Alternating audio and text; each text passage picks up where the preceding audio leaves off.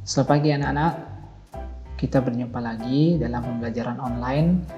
Seperti biasa, hari ini kita akan belajar, dan sebelum kita mulai, mari kita berdoa terlebih dahulu ya. Bapak akan pimpin doa menurut agama dan kepercayaan masing-masing. Berdoa, mulai. Berdoa, selesai. Hari ini kita akan mempelajari tema 1, yaitu tema selamatkan makhluk hidup. Subtema 2, yaitu tumbuhan sahabatku, dan pembelajaran 2 dengan mata pelajaran matematika, PPKN, dan seni budaya dan prakarya. Setelah anak-anak membaca halaman 74 sampai halaman 84, di video ini Bapak akan mereview kembali apa yang sudah anak-anak pelajari. Kita awali dengan pelajaran PPKN. Sila keempat Pancasila, yaitu kerakyatan yang dipimpin oleh hikmat, kebijaksanaan dalam permusyawaratan perwakilan. Nah, di sini lambang dari sila keempat Pancasila adalah kepala banteng. Ya, anak-anak harus ingat itu ya. Kemudian, contoh pelaksanaan sila keempat Pancasila adalah 1. Tidak memaksakan keinginan. Yang kedua, bermusyawarah. Yang ketiga, mengutamakan kepentingan orang banyak. Dan yang keempat, menjalankan keputusan yang telah disepakati bersama. Bapak yakin anak-anak sudah membaca cerita yang ada di buku. Nah, di sini Bapak mau memberikan sedikit gambaran mengenai pelaksanaan sila keempat Pancasila dalam kehidupan sehari-hari. Misalnya dalam kehidupan sehari-hari, sangat penting bagi kita mengamalkan sila keempat Pancasila. Misalnya saat berdiskusi kelompok, masalah yang dibahas harus diselesaikan bersama. Semua anggota berhak memberikan pendapat, namun tidak boleh menganggap diri paling benar atau memaksakan pendapat. Setiap keputusan yang diambil adalah melalui kesepakatan semua anggota kelompok. Dan yang terpenting, keputusan yang dihasilkan harus dilaksanakan dengan penuh tanggung jawab dan ikhlas oleh setiap anggota kelompok. Jadi seperti itulah contoh penerapan sila keempat Pancasila dalam kehidupan sehari-hari. Kita lanjut ke seni budaya dan prakarya. Seni patung. Kita mempelajari tentang seni patung. Menurut Kamus Besar Bahasa Indonesia, seni patung adalah suatu benda yang secara sengaja dipahat meniru bentuk manusia ataupun hewan. Nah, tahu tidak anak-anak fungsi patung? Fungsi patung ada beberapa. Yang pertama, patung dekorasi, yaitu untuk memberikan kesan indah suatu ruangan, juga lingkungan eksterior. Eksterior itu maksudnya adalah lingkungan luar. Di dalam itu interior, di luar itu eksterior. Yang kedua, yang pertama, patung dekorasi ini bisa bentuknya macam-macam. Yang ditempatkan misalkan di dalam ruangan itu seperti guci misalkan untuk hiasan. Yang kedua, patung monumen, yaitu untuk mengapresiasi dan mengenang jasa tokoh kelompok tertentu, seperti mengenang sosok pahlawan dari suatu negara dan memperingati peristiwa yang bersejarah. Patung monumen biasanya ada di maksud Bapak bentuknya itu seperti patung pahlawan.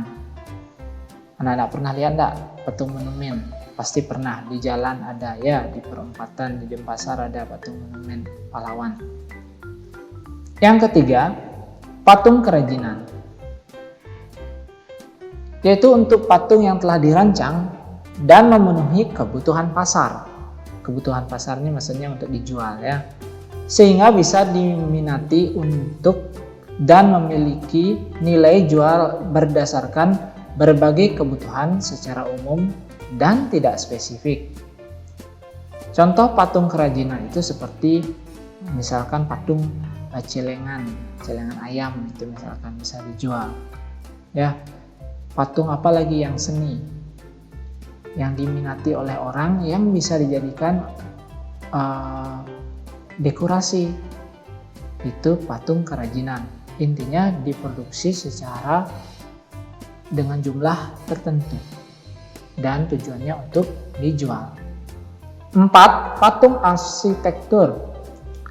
Untuk menunjang dan melengkapi sebuah konstruksi sebuah bangunan sehingga lebih cepat dan secara terpadu harmonis dengan adanya desain arsitektur yang telah dilakukan perancangan. Jadi patung arsitektur itu berfungsi untuk mempercantik, memperindah suatu bangunan.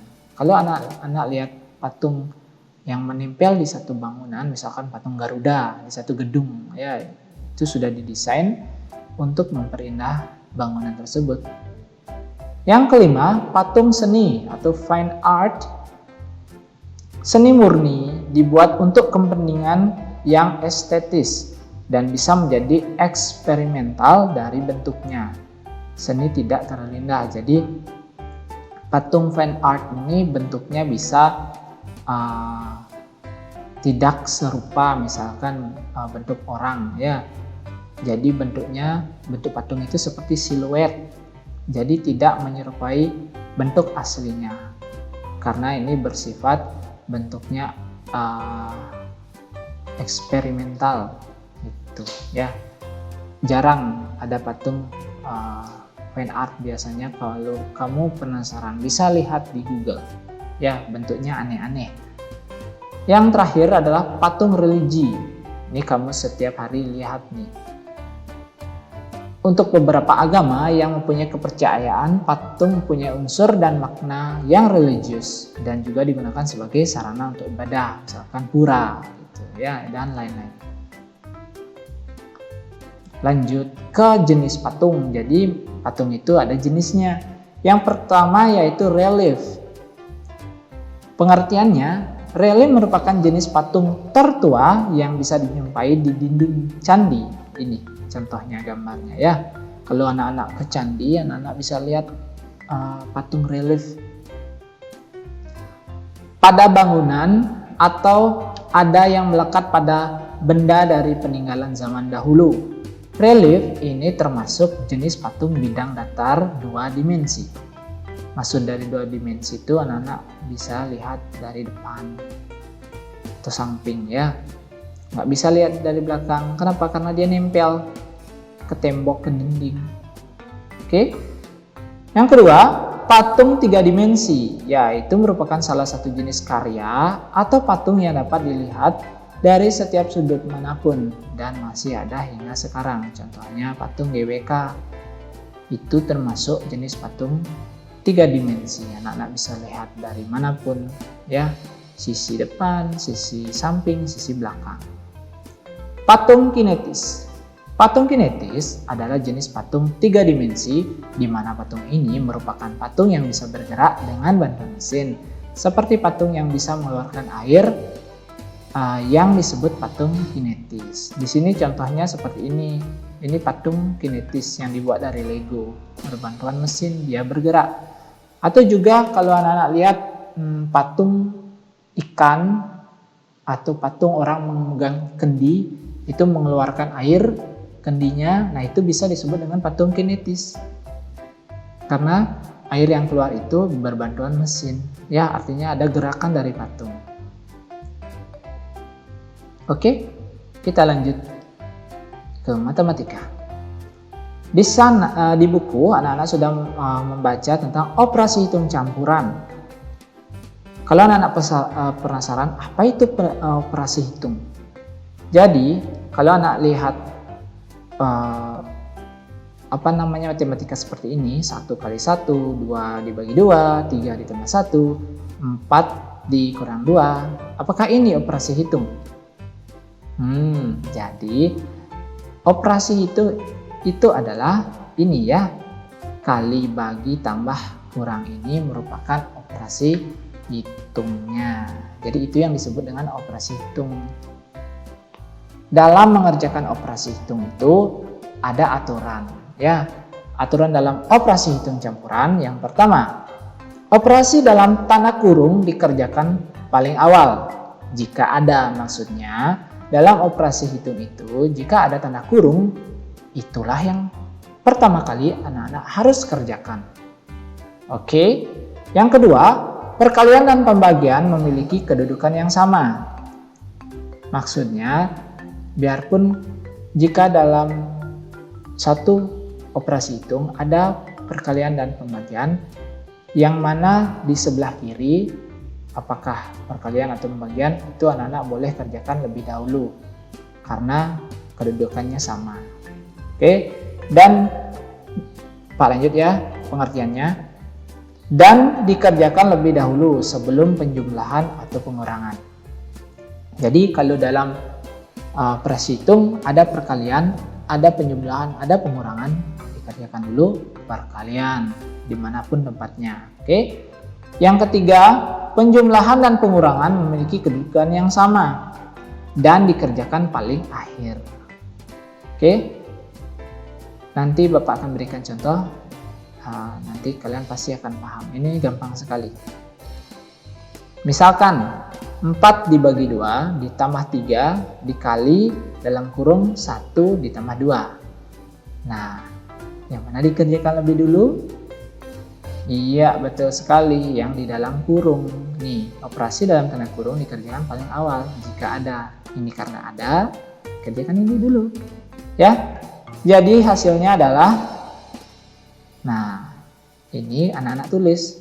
Yang tidak anak-anak kerjakan, anak-anak tulis. Oke, ini 4 dibagi 2 ya, ditambah 3 dikali.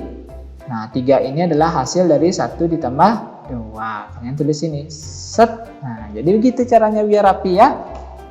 Nah, sekarang kita lihat ini. Mana yang kita kerjakan lebih dahulu sekarang? Iya benar, pembagian atau perkalian. Nah, kalau Bapak mengerjakan pembagian dulu. Kenapa? Karena pembagian berada di sebelah kiri. Ya, karena pembagian di sebelah kiri.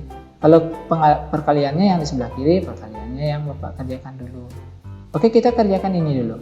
4 dibagi 2 sama dengan, iya benar ya, 2. Terus lanjut ditambah 3 dikali 3. Oke, ditulis saja. Yang tidak dikerjakan, ditulis saja ya.